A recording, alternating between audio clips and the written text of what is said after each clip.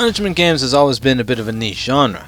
It's had its time in the spotlight in the 90s and early 2000s, but quickly died out with only the likes of Roller Coaster Tycoon and Lemonade Tycoon keeping it alive. But like with many genres, with the indie boom, came a whole new era for the management game, and recent years have been no exception, with the likes of RimWorld, Mega Aquarium, and despite its problems right now, even Willowbrook Post. There is no shortage of games for those that want to manage businesses, corporations, and even colonies of survivors. And the game we're looking at today is one of the latest additions to the ranks of the management games. That game is Spinnortality. Spinnortality is a cyberpunk management sim developed and published by indie developer James Patton. It released February 1st, 2019 on Steam for PC, Mac and Linux and SteamOS, along with also being available to buy on itch.io for €9.99. Spinnortality offers an extremely addictive and deep management experience with a brilliantly designed UI, and a gameplay that is a combination of inspired elements from various games like XCOM's Geoscape, Papers, Please Multiple Endings, and FTL's events that force the player to make decisions. You take on the role of the new owner of your very own mega corporation that is directed by a board of directors. The board of directors invested in you and your corporation due to your excellent abilities in technological advancement, despite your economic abilities being relatively mediocre. But there is a catch to their willingness to invest in you. They want you to research and make it possible for one's brain to be transferred into another body, ultimately making the directors immortal. To ensure success, the board have given you a little incentive. They've implanted a kill switch protocol where if they die, you die too. That is if you don't piss them off before then, of course. With only a certain amount of time to complete your task, you must make the board of directors and yourself immortal. But what will be the cost of your technological advancements, and when you do become immortal, how do you use your power to shape the future of humanity? The choice is yours, but everything comes with a consequence. The plot to Spinnortality is interesting and fast moving, with many different outcomes. At the start of the game, your objective is to simply make yourself and the board of directors immortal, but the end game is about how you shape the world, assuming mankind survives, that is. Will you take a humane path and attempt to make the world a better place, or will you rule the world with an iron fist? Perhaps you'll start a new world order, where people think the governments are in charge, but really you are. Or maybe you'll lead the world where people think they are free, but everything they do is monitored and influenced by you, even their emotions. That is, of course, if you can keep the world in one piece. A rogue AI or mutant uprising may very well take over, each of which was created by you. Or perhaps civilization will enter a dark age. Maybe you don't want money or power, and you'll choose love over business and leave it all behind you and walk away. There are so many outcomes, but you will decide which ultimately happens. In many regards, the outcomes and possibilities with the plot of Spinnortality remind me an awful lot of Papers, Please, where the player is given opportunities and openings for various possibilities that ultimately affect how the story plays out. It is up to them whether they take those opportunities and the consequences that come with them or not. Adding such choices and player-made outcomes into a management game that is all about business and corporate greed and power is a bold move, in a genre that has never really been about plot. But it is a move that makes an extremely rewarding experience and a hell of a lot of replayability. What I love is that you have the board of directors who think they are the puppet masters of the world, but really you are the one who's making the big choices, while they're just the thorn in the side that you tolerate in order to get what you want, be it good or bad. It turns Spinnortality into a game where you ultimately choose what kind of person you are and how you shape the world depending on that. You can be the person that wants to make the world a better place, or you can be a cold-hearted bastard where you'll be willing to do anything it takes to get power, or you can be anything in between. It is entirely up to you, and it is utterly brilliant, bringing storytelling in a way you would never have thought possible for what is a management game at its core. The gameplay to Spinnortality is extremely deep, with lots of mechanics that are gradually introduced to you bit by bit.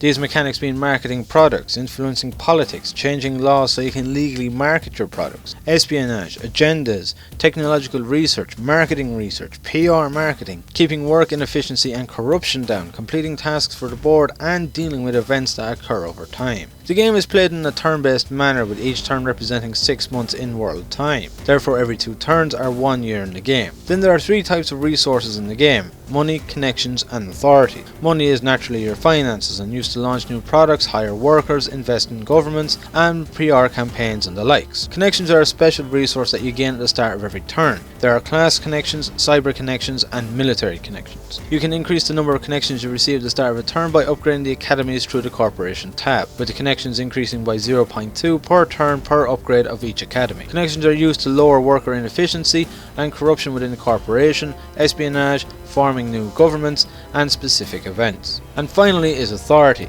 This is given to you upon completing a task for the board of directors, which can then be used in agendas to reach your ultimate end goal of the game, along with unlocking new PR campaigns, espionage, and the likes. Let's start with the researching and marketing of products. At the start of the game you will only have one product to market, which is social media. You then need to market your new social media to various nations across the globe. Each country has its own culture, resulting in each responding differently to the marketing of your product. Each product has at least 5 different marketing angles, though usually only one is available upon a new product being researched, and further research needs to be done on the product in order to unlock new marketing angles, allowing you for a more successful launch in more countries. As an example, social media has 5 marketing angles, which are stay up to date, never been easier, never alone, post, and one world. You simply need to choose what marketing angle is best for each country to get the most success and income from the launch of the product. So for example, one world is a marketing angle that is best used for a country that has a high cultural rating for multiculturalism and collectivism, but not suited for a country that is more xenophobic and whose population is based more on being alone than all together as a collective. While the marketing angle post is suited to a country that's population are strong on publicity and material wealth, but not so much for a country that strongly believes in privacy and spirituality. The success of a product launch is determined by choosing the marketing angle that is best suited to the culture of a country. So the closer it is to suit the culture, the more successful the launch will be, with the success being shown in a rating out of 5 stars. The higher the success, the more money it will generate each turn. But you will need to relaunch products from time to time, as they will lose popularity over time, resulting in receiving less income for that product. What culture the marketing angles are suited to is unknown upon first unlocking them, meaning you need to make an educated guess based on the marketing angle's description as to what culture it will most appeal to. Alternatively, you can unlock what culture a marketing angle appeals to by using a class connection. But the more you use a marketing angle, the more likely you are to learn what culture it is suited to, eventually unlocking the information on who it is best suited to over time without having to spend class connections. The marketing of your products is a very effective and intelligent mechanic that, while deep, is quite easy to come to grips with, especially if you're patient and think about what culture is best suited to what angle. It is a lot of fun too, making you feel like a real business person as you carefully read the descriptions and try to make out what culture it will work with. But that is just the beginning of the marketing of products. As you research and unlock more advanced products, some countries will have laws against them, making them illegal to market. Take death prediction for example. Upon unlocking this product, which allows people to know their exact year of death, in a lot of countries this will not be legal to market. So you'll need to convince the political party or parties of the country to lower the law restriction on genetics by paying and supporting them before you'll be able to legally market the product in that country. But we'll get into the politics in more detail shortly. Having the laws restricting your more lucrative products in certain countries results in you needing to be strategic and plan ahead, as it can be expensive getting political leaders to change laws. They add a much needed challenge to product marketing, as it stops you from simply being able to monetize everything without there being anything to stop you, leading to massive amounts of income very quickly, all the while changing up the mechanic, making it far more interesting and deep. Next is research. At the start of the game you'll be able to hire 2 types of workers, interns and workers. Interns cost far less but are much more likely to resign, while workers cost more but are more likely to stay working for you, assuming the workers of your company are happy. The more people you have working for you, the higher the upkeep costs of wages are every turn. You can then apply workers and interns to conduct research for you to unlock new technology and products to market. The more workers you have assigned to a particular research project, the quicker and fewer turns it will take to complete. As soon as it is complete, assuming it is a monetizable research project, you will then be able to begin marketing it to the world. And as previously mentioned, once a monetizable product has been researched, you will need to conduct further research to unlock all the marketing angles for it. It becomes a case of having to hire as many employees as possible to conduct research faster, while making sure you don't hire too many where their upkeep will result in massive money losses at the end of the turn, as pretty much everything you do in the game requires money of some kind. It adds a layer of strategy to the game where you need to balance the two out, making sure you don't leave yourself stuck, and works exceptionally well. At the start of the game, the research tree is separated into various categories, which are gene splicing, artificial intelligence, business efficiency, careers and creativity, and social online and offline. Gene splicing and artificial intelligence are research trees that mostly benefit you and cannot be sold on the market, with the exception of death prediction, birth clone, designer organs, and brain transfer, which can. The Professor Frankenstein and AI research projects grant you new workers, which are mutants and AI. The mutants are extremely good with figuring out new marketing angles, while the AI is superior at researching new technology. With the higher version they are, the better they become at their jobs. But having such intelligent beings can come with consequences. The other categories, on the other hand, can mostly be monetized and marketed to the world. As you progress in the game, you will also be given an opportunity to invest in a space program to the moon. If you agree and invest in the project, a whole new research tree that specializes in the space program will unlock. It is an expensive and time-consuming investment, but one that could end up being very good in return. You can even found a city or have a giant laser cannon on the moon. Surely it's worth it just for that opportunity. The whole research tree is very well designed and making you choose between researching projects for your own goals and monetizable projects for income. You are on a time limit, so you need to choose carefully what projects you research first, as if you leave gene splicing too late, you or the board will die. But focus too much on gene splicing and not the others, and you'll quickly run into financial trouble. So a balance is needed. If there was one issue I would have with the research, it would be that the higher tiered mutants and AI make research a bit too easy and quick. Once you get your hands on them, research projects take no time to complete, allowing you to move on to the next. I got to a point where I had a good 4 or 5 research projects going all at the same time, which would be complete within 2 to 4 turns, quickly allowing me to barge through the research. A bit too quickly, I thought. But other than that, it is a great mechanic that is brilliantly designed, adding in a whole level of depth to the game on its own right. Next is politics. Each country in the game has its own politics, with a government in power and a political group that is attempting to overthrow those in power. You can spend money and gain influence with a particular political party, helping them either keep in government, or in the case of an opposing party, help them overthrow the current government. In return for investing in a government, you gain favour, which can then be used to change laws. That then allows you to market products that were previously illegal to sell in that country. There are 5 laws: taxation, genetics, business, human rights and social, and there are 5 levels for each law, that being none, low, mid, high and max. Taxation revolves around the amount of tax you need to pay for the income you receive from a country at the start of each turn. The lower the tax, the more the income you get to keep. Genetics, business, human rights and social revolve around what products can be sold in a country. The higher tier the product is, the lower the law it is associated with has to be to market it. For example, death prediction needs a genetics law of low or none in order for it to be launched in a country. So if you want to market death prediction, you need to lower the law of genetics in a country to low or none before being able to launch it,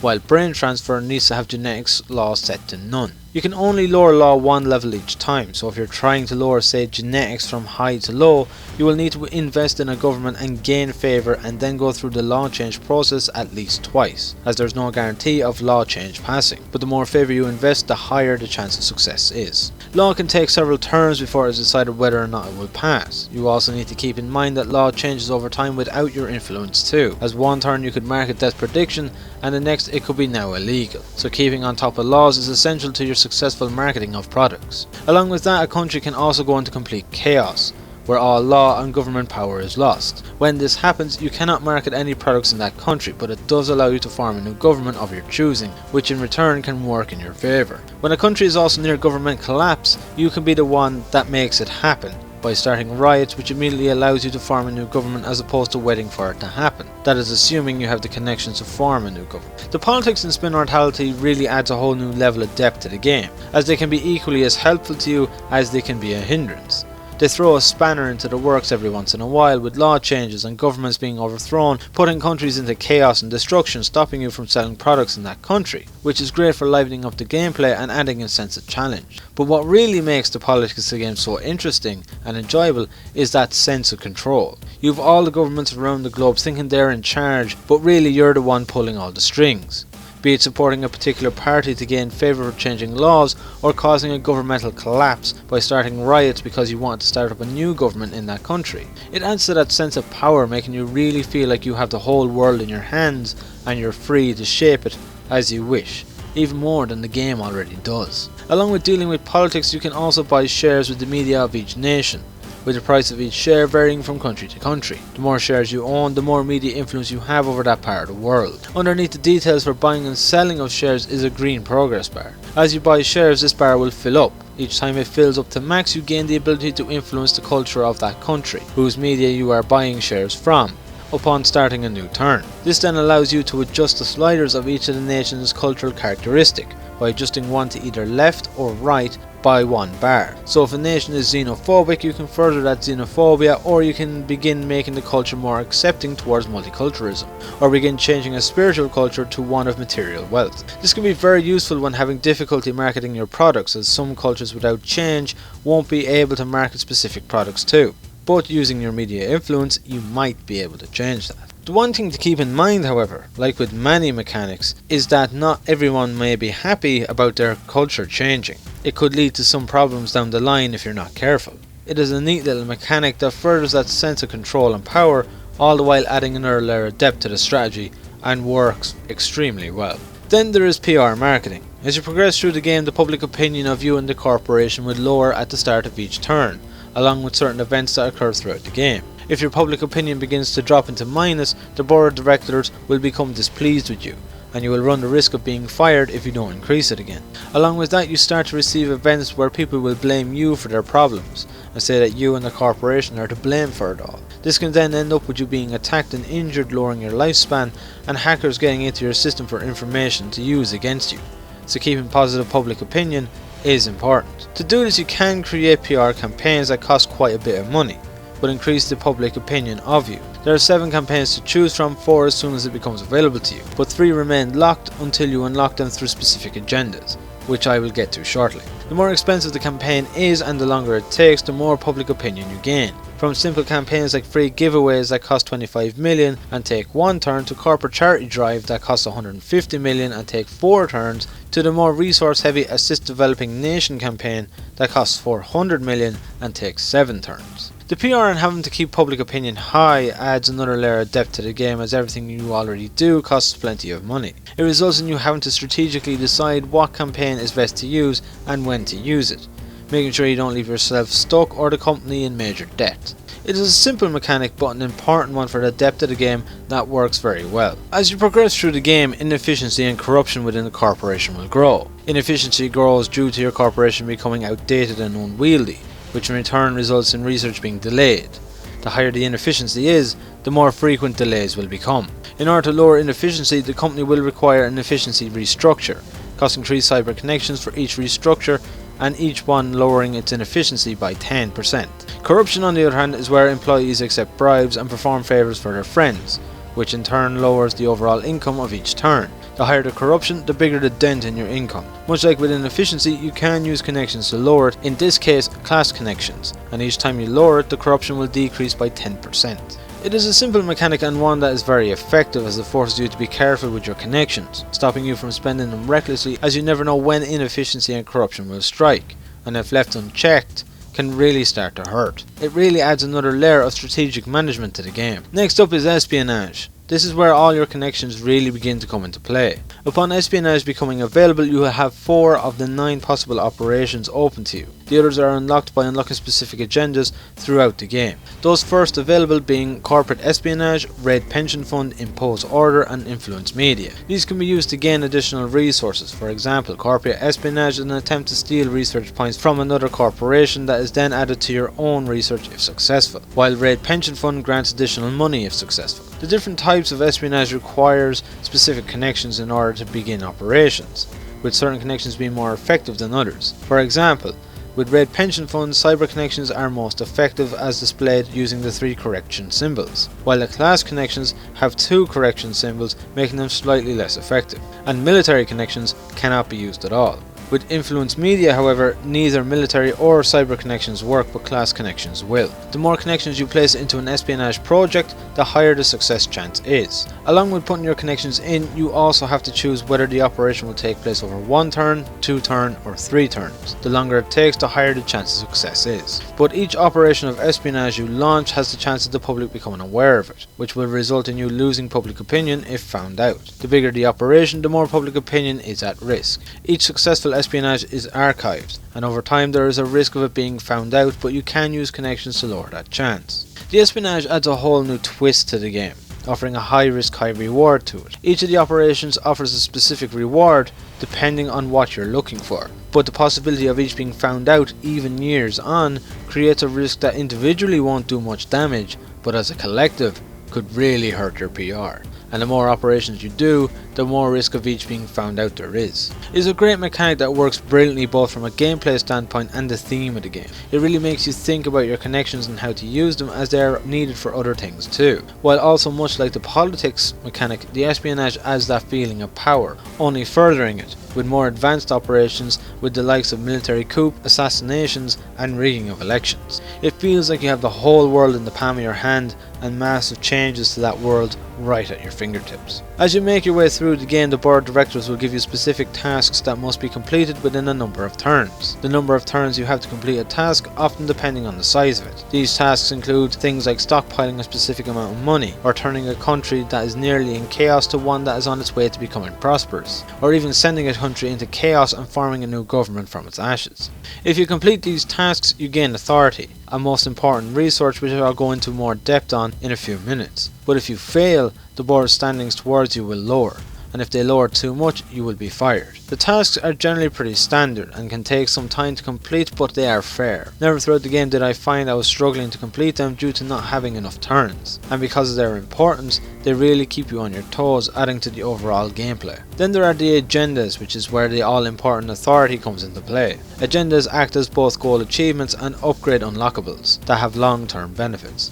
For example, to unlock specific espionage, you need to first unlock specific agendas before the operations will become available. While for long-term benefits, you can increase your media influence or lower the amount of tax you need to pay.